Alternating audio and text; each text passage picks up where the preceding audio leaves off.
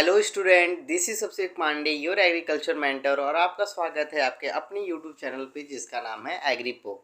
तो आज के हम लोग इस वीडियो में प्रिंसिपल ऑफ एग्रोनॉमी का यूनिट 2 पार्ट 5 पढ़ने वाले हैं। तो इस वीडियो में हम लोग देखते हैं क्या करना है हम लोग को। हम लोग ये पढ़ रहे थे कि जो मल्टीपल क्रॉपिंग है उसके टाइप्स के बारे में पढ़ रहे थे। जो क्रॉपिंग सिस्टम है उसमें क्रॉपिंग सिस्टम हम लोग पढ़े मोनोकल्चर, मल्टीपल क्रॉपिंग और फैलोइंग और रेट्यूनिंग, ये सारी चीज़ें हम लोग पढ़े थे। तो पैरेलल मल्टीपल क्रॉपिंग के सब टाइप्स के बारे में हम लोग पढ़ रहे हैं, जिसमें हम लोग पहले बार में पढ़े मिक्स क्रॉपिंग क्या होता है, उसके बाद इंटर क्रॉपिंग पढ़े, उसके बाद हम रिले क्रॉपिंग पढ़े। अब हम लोग पढ़ने वाले हैं एले क्रॉपिंग। तो एले क्रॉपिंग क्या होता है, तो एले क्रॉपिंग के बारे में हम लोग इस वीडियो में डिटेल में बात करेंगे। अभी तक आपने इस चैनल पे पहली बार आए हैं तो चैनल को प्लीज़ सब्सक्राइब करिए, इस वीडियो को लाइक करिए, लास्ट तक ज़रूर बने रहिएगा जिससे कि आपको कुछ सीखने को मिलेगा।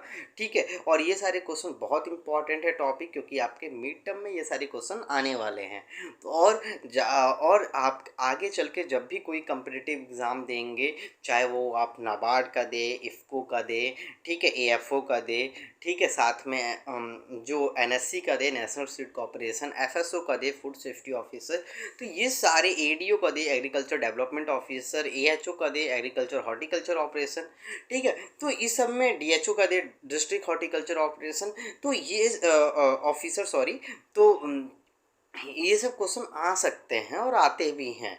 ठीक है, तो अगर आप ये सब क्वेश्चन आप वीडियो देखते रहते हैं तो आपके बेसिक कॉन्सेप्ट ज़्यादा क्लियर होंगे, जिससे कि आपको रटने की ज़रूरत नहीं पड़ेगी। ठीक है, साथ में आपको जेआरएफ जब आप तैयारी करेंगे, एग्रीकल्चर जेआरएफ के आप एग्रोनॉमी से जब तैयारी करेंगे तो ये सारे कॉन्सेप्ट आपको बहुत ग्रूम अप करेंगे और बहुत ज़्यादा हेल्प प्रोवाइड करेंगे। तो लास्ट तक ज़रूर देखा करिए और इसका नोट्स भी बनाया करते रहा करिए। ठीक है, इससे क्योंकि जो भी मैं ये नोट्स आपको पीपीटी दे रहा हूँ या पीडीएफ दे रहा हूँ, ये बहुत मेहनत से बनता है। सारी बुक को रिसर्च करने के बाद, देखने के बाद उसको शॉर्ट्स में हम लिखते हैं, जिससे कि आपको बहुत ऑथेंटिक और बहुत कंप्रेस वे में आपको एक ब्रीफली इंट्रोडक्शन और नॉलेज दे दिया जाए। ठीक है, तो ठीक है, तो चलिए स्टार्ट करते हैं इस वीडियो को। ठीक है, ज़्यादा समय लग गया लगता है, मैंने ज़्यादा बोल दिया। ठीक है, तो चलिए स्टार्ट करते हैं। ठीक है, तो एले क्रॉपी क्या होता है? द सिस्टम ऑफ ग्रोइंग ज्वार, मेज, बाजरा और any other arable crop in the एले पैसेज बिटवीन टू रोज और लेग्यूम्स shrubs like सबबूल, ल्यूसिनियाना और ल्यू कैसेफिएला, ठीक है, इस नोन एज एले क्रॉपिंग। देखिए एले का मतलब क्या होता है, जो आपके दो रोज हैं उस रोज के बीच की जो जगह खाली है, उस जो में जो रिजेस बन रहे हैं, ठीक है, उसमें जो आप कोई क्रॉप शो करते हैं उसे हम एले क्रॉपिंग कहते हैं। तो एक प्रकार का, जैसे आपने सीरियल्स क्रॉप लगाया, ज्वार बाजरा मेज मक्का लगाए, और भी कोई आपने पौधे लगाए, एरेबल क्रॉप्स लगाए, ठीक है, उनके बीच में जो जगह खाली हो जा रही है दो रोज के बीच में, वहाँ उस जगह को यूटिलाइज करने के लिए आप जो भी क्रॉप्स शो करते हैं उसको हम एले क्रॉपिंग कहते हैं। ठीक है,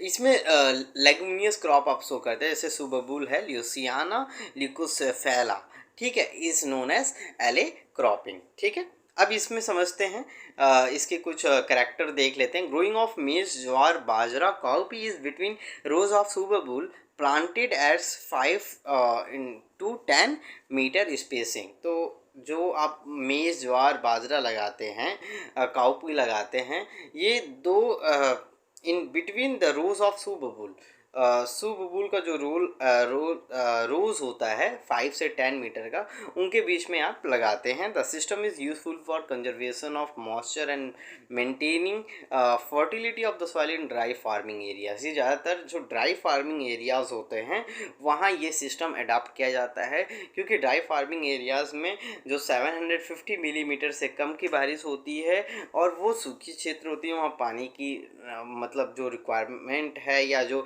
अवेलेबिलिटी है वो बहुत कम है, और रिक्वायरमेंट तो पौधे को ज़्यादा होगा ही। तो उस केस में हम क्या करते हैं, वैसे पौधे लगाते हैं जिनको पानी की डिमांड कम है और वो ज़्यादा से ज़्यादा सॉइल मॉइस्चर को रिटेन कर सके, तो इस वजह से हम ऐसे पौधे लगाते हैं। ठीक है, आगे देखते हैं। The system The looping of the subbull are used as green fodder for animals or spread in between the crops rows as mulch for conservation of soil moisture and after delaying in add organic matter decaying sorry होगा delaying लिखा है add organic matter to the soil। बात सही है। देखिए होता क्या है, आपने मेज का लगाया, बीच में सुबबुल लगा दिया। सुबबुल एक प्रकार का लेगुमिनियस क्रॉप है, ठीक है। तो वो उसकी जो पत्तियां हैं वो ग्रीन फॉडर का काम करेगी, जो कि आप अगर साथ में आपका डेयरी फार्मिंग चल रहा है तो वहाँ आप उस पूरे पत्तियों को डेयरी एनिमल्स को खिला सकते हैं, ठीक है। दूसरा चीज़, जो वो अगर उसके डंठल वंठल जो स्ट्रॉ बाकी सब बच जाएंगे, आप उसको फार्म फील्ड पे ही छोड़ दीजिए। उसके बाद वो क्या होगा, वहाँ उस फार्म फील्ड में जब जुताई करेंगे तो उसमें वो मिक्सअप हो जाएगा और डिके हो जाएगा। डिके होके वो क्या बनाएगा, सॉइल में न्यूट्रिएंट की एविबिलिटी भी बढ़ाएगा, साथ में ऑर्गेनिक मैटर भी ऐड ऑन करेगा, जिससे कि आपकी सॉइल की जो प्रॉपर्टीज़ है, फिजिकल प्रॉपर्टीज़, उसमें क्या होगा, ग्रो अप होगा। मतलब वो सॉइल की इम्प्रूवमेंट होगी, सॉइल की प्रॉपर्टीज़ में भी क्या होगी, इम्प्रूवमेंट होगी, ठीक है। अब एडवांटेज के बारे में देख लेते हैं भाई।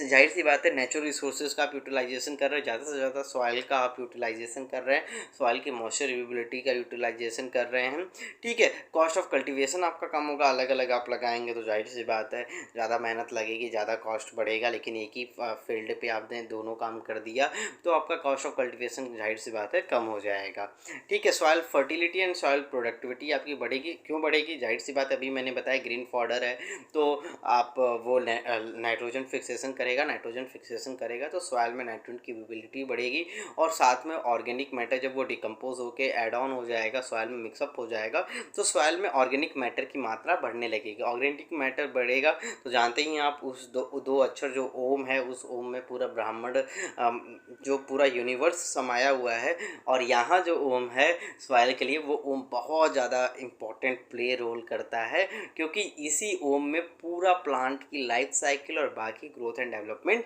डिपेंड करता है। तो ऑर्गेनिक मैटर बढ़ेगा तो जाहिर सी बात है सॉइल में जो उसकी प्रॉपर्टीज़ है वो बढ़ेगी, और सॉइल की प्रॉपर्टीज़ जब इम्प्रूव हो जाएगी तो सॉइल की प्रोडक्टिविटी अपने आप इम्प्रूव हो जाएगी, ठीक है।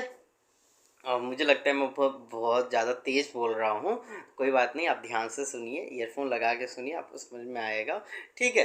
Provide fodder for animals and food for human.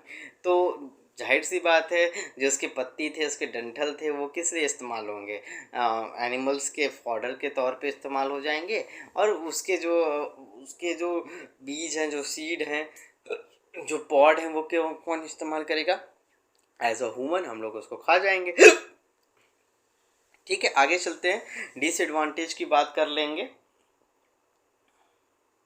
Disadvantage में क्या है, competition among the natural resources, that is moisture, nutrient, light and space. जाहिर सी बात है, जब आप दो पौधे एक ही फार्म फील्ड पर लगा रहे हो तो उनके बीच में कंपटीशन तो बढ़ेगा ही। तो कंपटीशन बढ़ेगा तो मॉइस्चर को लेकर वो कॉम्पिटिट करेंगे, न्यूट्रिएंट को लेकर और लाइट एंड स्पेस को लेकर। तो इसका ये मतलब नहीं है कि उन दोनों के बीच में उनके ईल्ड पे उनका प्रभाव पड़ेगा, ऐसा कुछ नहीं है, क्योंकि ये पैरेलली हम मल्टीपल क्रॉपिंग कर रहे हैं, तो कोई लड़ाई झगड़ा न्यूट्रिएंट को लेके नहीं लगेगा। थोड़ा मोड़ा कंपटीशन हो सकता है, हल्का मुल्का, ज़्यादा नहीं, ठीक है। Incident of paste, disease and weed is more. जाहिर सी बात है, जब भी आप मिक्स क्रॉपिंग करते हैं या मल्टीपल क्रॉपिंग के अंदर आप कोई भी क्रॉपिंग पैटर्न सिस्टम आप अडाप्ट करते हैं, तो उनके बीच में जो वीट का जो इन्फेस्टेशन है वो बढ़ जाता है। क्यों, क्योंकि एक दूसरे पौधे का जो पहला पौधा है और दूसरा पौधा है, वो उसमें जो वीड है उस पौधे को तो नुकसान नहीं पहुंचा रहा है, लेकिन उस पौधे, मान लीजिए आपने मेन क्रॉप लगाया ज्वार, तो ज्वार में जो वीड आने वाले थे वो ज्वार पे इन्फेस्ट नहीं कर पा रहे हैं, लेकिन साथ में आप सुबुबुल लगा दिए तो सुबुबुल के लिए उसके लिए बेनिफिशियल इन्वायरमेंट कंडीशन मिल जा रहा है और एक पौधा भी मिल जा रहा है, तो उस पर वो अटैक ऑन कर सकते हैं। तो ये सारी चीज़ें हो जाती हैं, तो इसी कारण पेस्ट और डिजीज़ और जो वीड का इन्फेस्टेशन होता है वो मल्टीपल क्रॉपिंग में बढ़ जाता है, ठीक है। और जब इन्फेस्टेशन बढ़ेगा तो क्रॉप फेलियर के चांसेस भी बढ़ सकते हैं, ठीक है। और ईल्ड लेस ईल्ड भी मिल सकता है। अगर क्रॉप फेलियर के चांसेस बढ़ेंगे तो क्रॉप ईल्ड भी कम होगा। तो समझ में आ रहा है, एक पॉइंट दूसरे पॉइंट से लिंक है, कहते हैं आसानी से याद हो गया ना। तो देखिए डिसएडवांटेज में क्या था, पहली बात कंपटीशन होगा। कंपटीशन किसको लेके होगा, सॉइल मॉइस्चर, ठीक है, और soil moisture, nutrient, light and space. फिर इंसिडेंट्स बढ़ेगा तो क्रॉप फेलियर के चांस बढ़ेंगे, क्रॉप फेलियर के चांस बढ़ेंगे तो यील्ड की जो प्रोडक्टिविटी है वो भी कम होगी। तो ये सारी चीज़ें थी। आगे चलते हैं, टाइप्स ऑफ एले क्रॉपिंग के बारे में जान लेते हैं। तो जो पहला है फूड कम फॉडर सिस्टम। फूड कम कम का मतलब क्या है यहाँ, फूड और, ठीक है, एंड फॉडर सिस्टम। तो इन दिस सिस्टम हम फूड ग्रेन्स क्रॉप्स को फॉडर के तरह फॉडर के साथ उगाते हैं, ठीक है। मतलब एक फूड ग्रेन्स क्रॉप होगा, एक मेरा फॉडर क्रॉप्स होगा। जैसे pulses, cereals, oil seed, fodder for livestock, ऐसे पौधे लगाएंगे जिससे कि हमको फूड भी मिले। जैसे कोई पल्सेस ले लें और सीरियल्स ले लें, सीरियल्स के साथ कुछ पल्सेस लगा दें, उस पल्सेस के जो लीव्स हैं एज हम फॉडर यूज़ कर सकते हैं। तो ये इसे हम कहते हैं। अगला है फूड कम मल्च सिस्टम। तो फूड वाले क्रॉप्स एक लगाएंगे, सीरियल्स क्रॉप्स लगाएंगे, साथ में हम मल्च क्रॉप्स भी लगाएंगे जो सॉयल मॉइस्चर को बना के सॉयल में मेंटेन कर किए जा सके, ठीक है। तो in this system provide food crops as well as crop residues as a residues as a mulch और soil and water conservation measures. तो वैसे पौधे लगाते हैं जो कि हमको ग्रेन्स दे और साथ में उसके जो क्रॉप्स के रेसिड्यू हैं वो सॉइल मॉइस्चर को रिटेन करके लंबे समय तक कंजर्व करके रखे रहें, ठीक है। Food cum pole system. तो इसमें क्या होता है, in this system provides food as well as wood, ठीक है। पोल का मतलब यहाँ क्या है, वुड से है, फॉर फ्यूल, टिम्बर, फर्नीचर। तो ऐसे पौधे जिसमें हमको फूड मिल जाए, सीरियल्स क्रॉप, उनके साथ में कुछ ऐसे बड़े बड़े पेड़ लगा देंगे जिससे कि हम उससे लकड़ी प्राप्त कर सकते हैं, जिससे हम ईंधन के तौर पे यूज़ कर सकें, या तो फर्नीचर के तौर पे हम उसको मैन्युफैक्चर करके यूज़ कर सकें। तो उससे भी हम एले क्रॉपिंग का सिस्टम बोलते हैं। तो तीन थे, फूड कम, आपको समझ में आया, फॉडर, फूड कम मल्च और फूड कम पोल। तो बस आज के वीडियो में इतना ही, ठीक है। और आप लोग इस चैनल पर अगर पहली बार आए हैं तो चैनल को सब्सक्राइब करिए, ठीक है। वीडियो को लाइक करिए, ज़्यादा से ज़्यादा शेयर करिए। मैं इसी टाइप का वीडियो आपको रेगुलर बेसिस पे देता हूँ और ये यकीन मानिए आपको कहीं ना कहीं फ्यूचर में बहुत काम आएगा, ठीक है। और आप इस वीडियो में लास्ट तक बने रहें तो इसका बहुत बहुत बहुत आपका धन्यवाद। और आप मेरे अभी तक टेलीग्राम जो ग्रुप है उसको ज्वाइन नहीं किए तो ज्वाइन कर लीजिए, ठीक है। और ऐसे ही आप नोट्स बनाते रहिए, पढ़ते रहिए। मुझे यकीन है कि आपका जो मिड टर्म आने वाला है बहुत अच्छा जाएगा, ठीक है। तो आज के लिए इतना ही और अपना ख्याल रखिएगा। तब तक बाय बाय स्टूडेंट्स।